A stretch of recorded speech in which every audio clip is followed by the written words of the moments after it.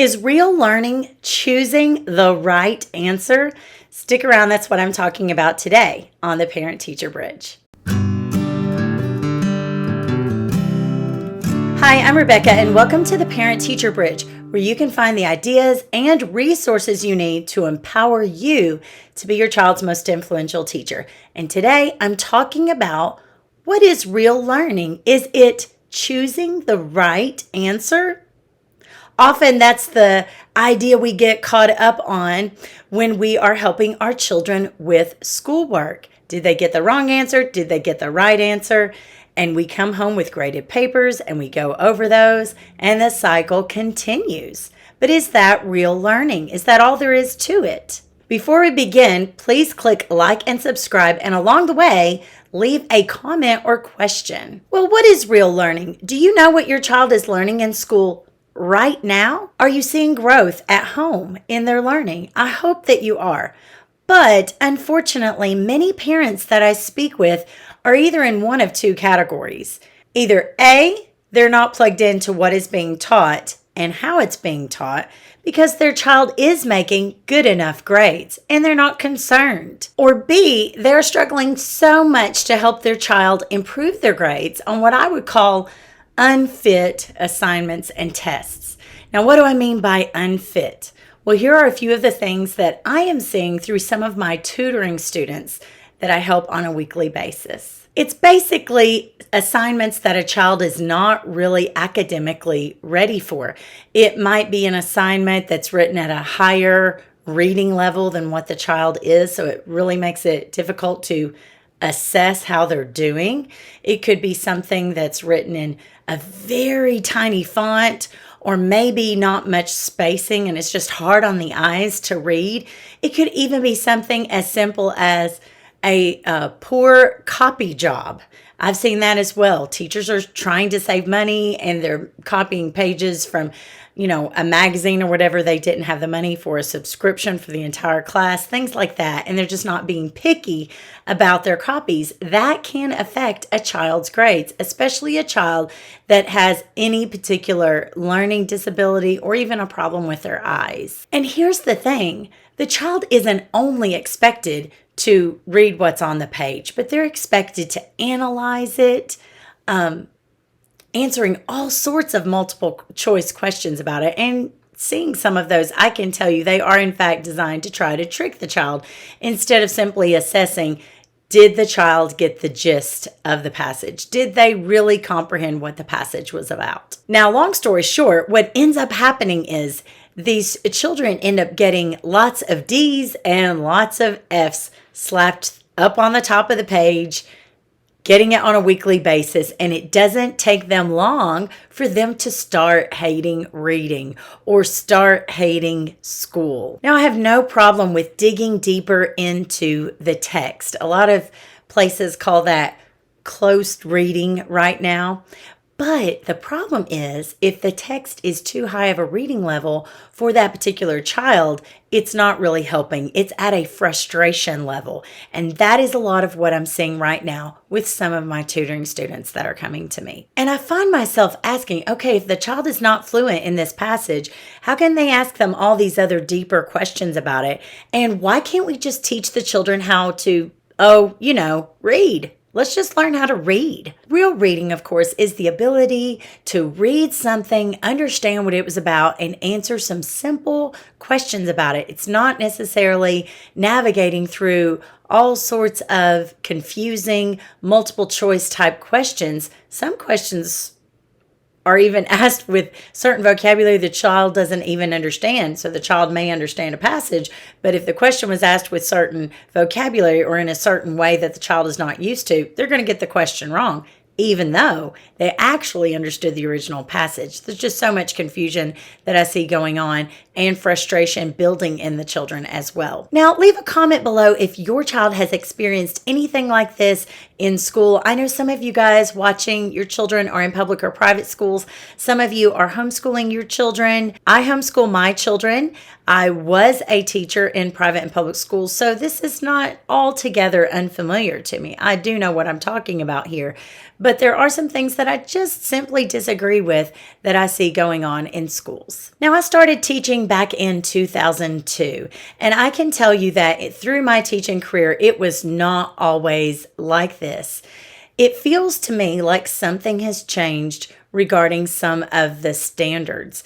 If a child was not making it all the way, we could stop what we were doing and address it and adjust that. And I know that it was similar for my dad, who taught many years before me as well. It seems like something has changed with the standards. Comment below if you agree or if you disagree. So I have to think, are children actually reading better now than what they were back when I started teaching?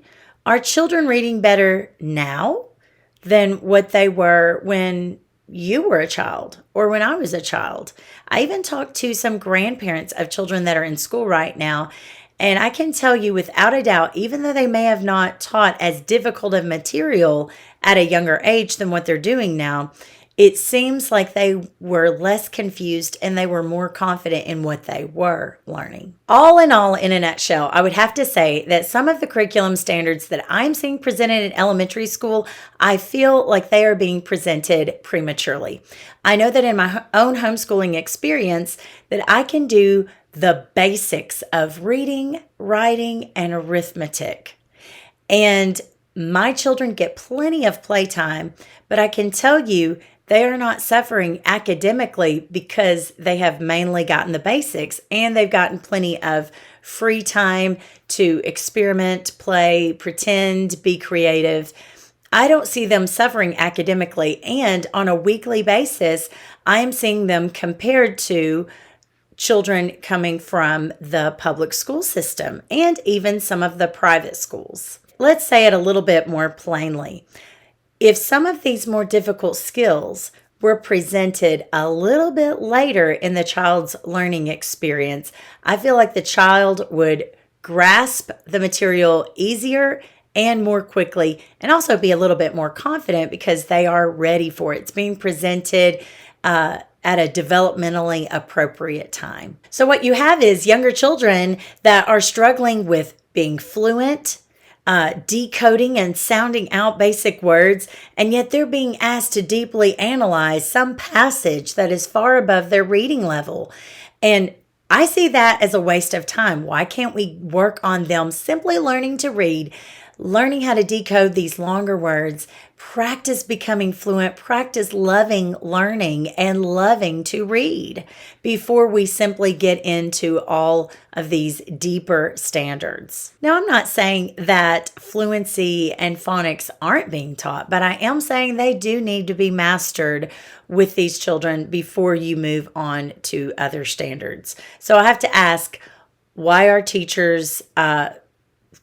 teachers feel the need to do it in this particular way? Well, I would say that some of them are scared about losing their job. Some of them are probably being micromanaged and dictated what they are to teach and exactly when. If you have any advice for those teachers, leave a comment below. If you are one of those teachers and you'd like some support, leave a comment below as well. Instead of a child graduating elementary school able to read and comprehend, write sentences and a paragraph coherently, and able to solve basic math problems, we are instead seeing many children that are behind in these skills. Why? I feel we have taken up too much of our time with standards that could have been addressed later when they are in middle school. We have neglected laying that basic foundation. Now, teachers don't get to decide what the standards are. So if you know a teacher personally, candidly talk to them, ask them how they feel about this and what they think can be done, and where some of the problems are popping up in this situation. Many of them feel stuck. They're not sure what to do. They're worried about their job.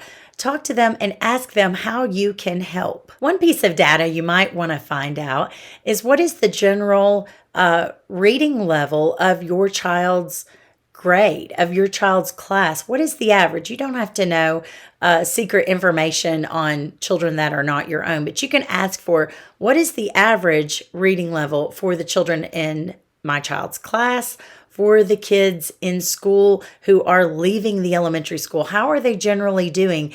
And what grade level, what reading level are the materials given to them? Are they given something that's on their reading level or near their reading level?